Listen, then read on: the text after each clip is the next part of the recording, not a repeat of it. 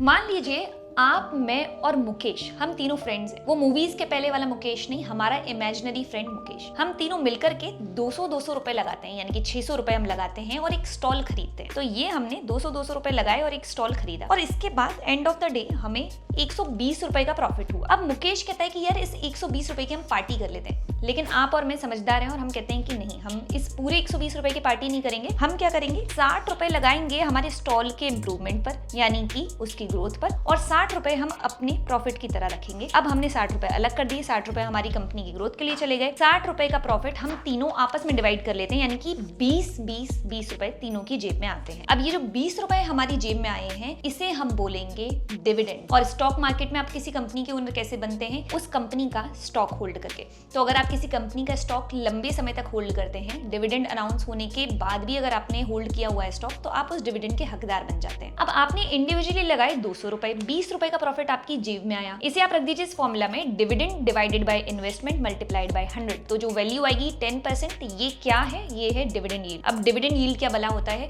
इसका मतलब ये हुआ कि आपके लगाए हुए पैसों पर कितने % रिटर्न सिर्फ डिविडेंड के फॉर्म में आपको मिल रहा है। ये परसेंटेज हम इसलिए देखते हैं क्योंकि इसे देख के हम ये पता लगा सकते हैं कि किसी कंपनी का रिटर्न कितना स्ट्रॉन्ग है या वीक। हाई परसेंटेज यानी हाई डिविडेंड यील्ड, यानी कि आपके लगाए पैसों पर ज्यादा % का डिविडेंड आपको मिलेगा। लो यील्ड यानी कि कम डिविडेंड। अब सवाल ये आता है कि क्या ये डिविडेंड पैसिव इनकम का एक जरिया बन सकता है? आंसर है इट डिपेंड्स। जरा ये डेटा देखिए, वेदांता का डिविडेंड यील्ड है 6.42%, यानी कि आपको 10,000 रुपीज का डिविडेंड इनकम कमाने के लिए अप्रॉक्स 1,55,000 के करीब इन्वेस्ट करना होगा। वहीं कोल इंडिया का डिविडेंड यील्ड और थोड़ा सा कम है, 6.34% के अराउंड, तो आपको 10,000 रुपए ही कमाने के लिए थोड़ा और ज्यादा पैसा लगाना पड़ेगा। सिमिलरली विप्रो का डिविडेंड यील्ड 4.96% है, यानी कि 10,000 रुपए ही डिविडेंड की तरह कमाने के लिए आपको और भी ज्यादा इन्वेस्टमेंट यहाँ करना होगा। अब इसी तरह हिंदुस्तान जिंक, ONGC, BPCL और ITCL का डिविडेंड यील्ड भी आप स्क्रीन पर देख सकते हैं। अब यहाँ पर जो ध्यान रखने वाली बात है वो ये कि डिविडेंड यील्ड फिक्स नहीं होती। कंपनी कितना डिविडेंड डिक्लेयर करती है और शेयर प्राइस क्या चल रहा है, उसके हिसाब से डिविडेंड यील्ड चेंज होती रहती है।